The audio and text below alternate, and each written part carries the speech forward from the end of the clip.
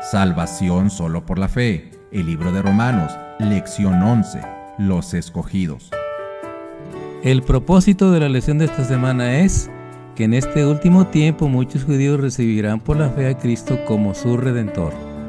La lección la dividiremos en dos partes. La primera, el rechazo de Israel, y la segunda, la soberanía de Dios.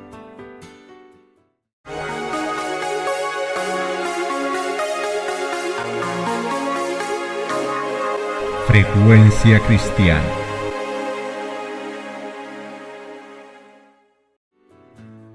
Cuando las escrituras del Nuevo Testamento se combinan con las del Antiguo Testamento, explican el eterno propósito de Jehová.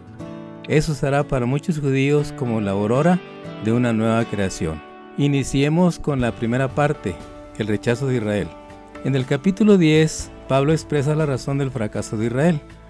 Aunque eran celosos por las cosas de Dios, los dominaba un celo equivocado, un celo que no era conforme a ciencia. Y entonces señala dónde radicaba el problema, Romanos 10:3, porque ignorando la justicia de Dios y procurando establecer la suya propia, no se han sujetado a la justicia de Dios. Perdieron de vista lo que significaban los tipos y las ceremonias. Los tipos que tenían el propósito de señalar al Mesías venidero y su justicia, se convirtieron en los objetos de su adoración y de la exaltación de su propia justicia. Su religión había llegado a ser el centro de su universo, y Dios y su justicia habían desaparecido del escenario. Olvidaron que el fin de la ley es Cristo, Romanos 10:4, que todo el ceremonial tipificaba la misión redentora de Cristo. Convirtieron la ley en un fin, en lo más importante. Dedicaban toda su energía para explicar cada detalle real o imaginario de la ley, y luego medían su espiritualidad por la manera en que lograban poner sus vidas en armonía con todos esos detalles. Su observancia, en vez de ser un deleite, había llegado a ser un yugo imposible de sobrellevar. Lo que era verdad para con la nación judía se aplicaba también en el terreno de lo personal. Todo aquel que en él creyere no será avergonzado, porque todo aquel que invocare el nombre del Señor será salvo. Este es el corazón del tema de la epístola, el Evangelio de Dios, las buenas nuevas de salvación. Su justicia no tiene nada que ver con la justicia humana. Pablo comienza el capítulo 11 con una pregunta retórica. ¿Ha desechado Dios a su pueblo? Y contesta su propia pregunta en forma enfática y definitiva. De ninguna manera. Dios no ha rechazado a la nación de Israel. Después de todo, Pablo mismo era un israelita, un descendiente de Abraham, de la tribu de Benjamín. El hecho de que él mismo estaba sirviendo a Dios era una evidencia concluyente de que Dios no había rechazado a su pueblo. Para subrayar su conclusión, le recuerda la historia de Elías, que en un momento de desánimo después de la victoria espectacular sobre los profetas de Baal en el monte Carmelo, le dijo a Dios que era el único que había quedado en Israel y que lo buscaban aún para quitarle la vida. Para su sorpresa, Dios le responde que habían quedado 7,000 cuyas rodillas no se doblaron ante Baal. Entonces concluye que lo mismo era una realidad en el presente, porque ha quedado un remanente escogido por gracia. Ese remanente, los cristianos de origen judío, no habían sido escogidos porque hubiesen hecho una obra digna de ser tomada en cuenta, sino por gracia. No hay duda de que en este capítulo, donde habla de la restauración de Israel, los versículos 25 y 26 son los más difíciles y controversiales. En realidad, la interpretación de estos versículos divide en dos bloques opuestos el mundo protestante de nuestros días.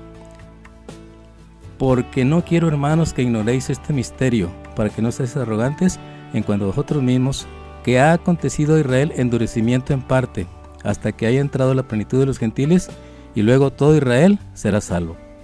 ¿Qué quiere decir que todo Israel será salvo?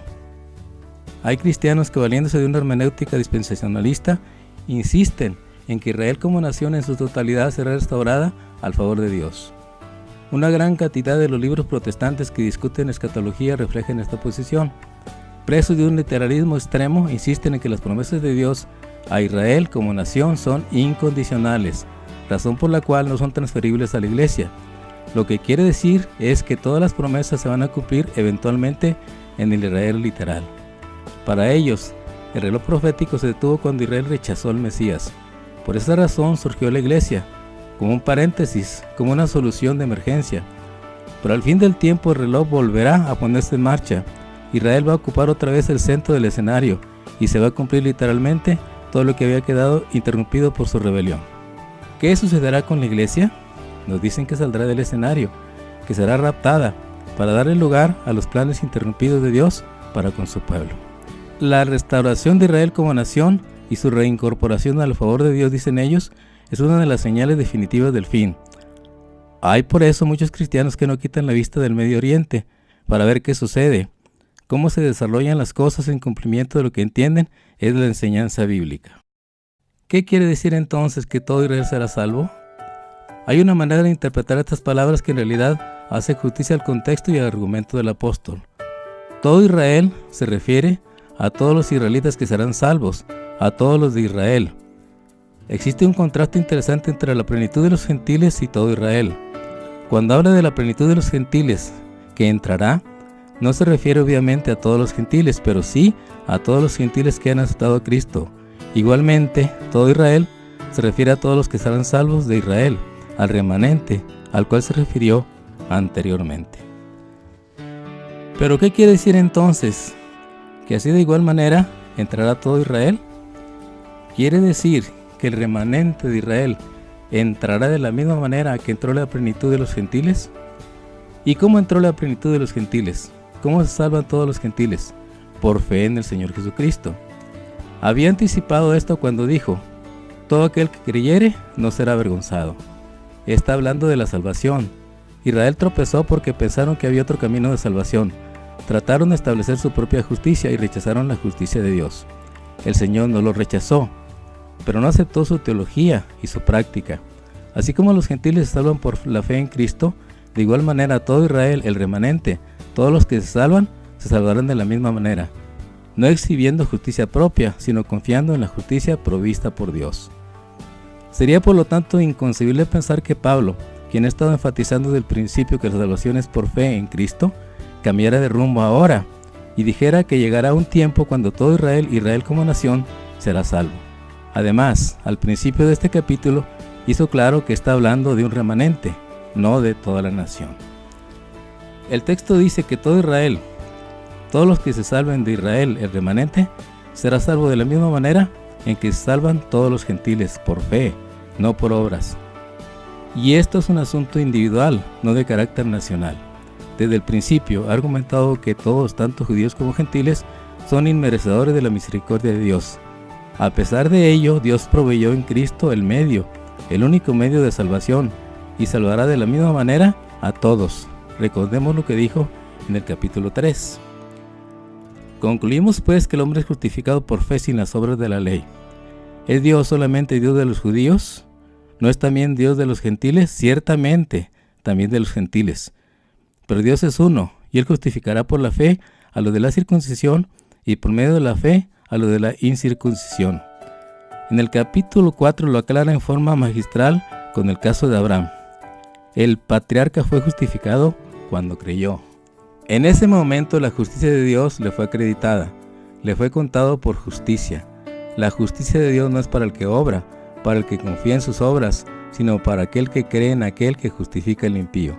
De esta manera Abraham se convierte como ejemplo de salvación tanto para judíos como para gentiles, ya que fue justificado siendo gentil, después de lo cual Dios le ordenó circuncidarse.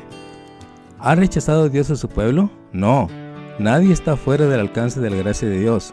¿Qué papel juega Israel en los planes salvíficos de Dios? Ninguno como nación. En este sentido fueron rechazados, pero no como individuos, como tales tienen los mismos privilegios que tiene toda alma que se entrega a Cristo. Por lo tanto, esta sección, los capítulos del 9 al 11, lejos de ser un paréntesis o una digresión innecesaria, aclaran una situación que es muy relevante en aquellos días y subrayan la tesis central del libro. A la luz de la cruz, la salvación no es por obras, ni por privilegios raciales o nacionales, sino únicamente por fe en los méritos de Cristo. Continuemos con la segunda parte, la soberanía de Dios. Así que no depende del que quiere ni del que corre, sino de Dios que tiene misericordia. Romanos 9:16. En los capítulos del 9 al 11 el apóstol Pablo discute la relación de Israel y el Evangelio y habla acerca de su elección como pueblo peculiar de Dios. En el capítulo 9 trata la elección nacional, no de la elección de individuos para salvación o perdición. Como Pablo pone tanto énfasis en la soberanía de Dios, hay quienes lo han llevado al extremo de creer que de la misma manera Dios elige en su soberanía el destino final de los individuos. No depende del individuo, sino de Dios que elige. No, dice el apóstol, ¿acaso no depende del que quiere ni del que corre, sino de Dios que tiene misericordia? No es de quien quiere, tiene misericordia, y a quien quiere endurecer, endurece. La enseñanza bíblica de Dios es soberano y que al mismo tiempo el hombre es libre es otra paradoja que también ha causado problemas a muchos teólogos a través de la historia de la Iglesia. ¿Cómo puede Dios ser soberano, totalmente soberano, y el hombre ser al mismo tiempo libre para escoger? En los gobiernos totalitarios que quieren mantener control no sucede así. No pueden permitir que la gente piense, son generalmente sistemas de un partido donde una persona se perpetúa en el poder en forma indefinida.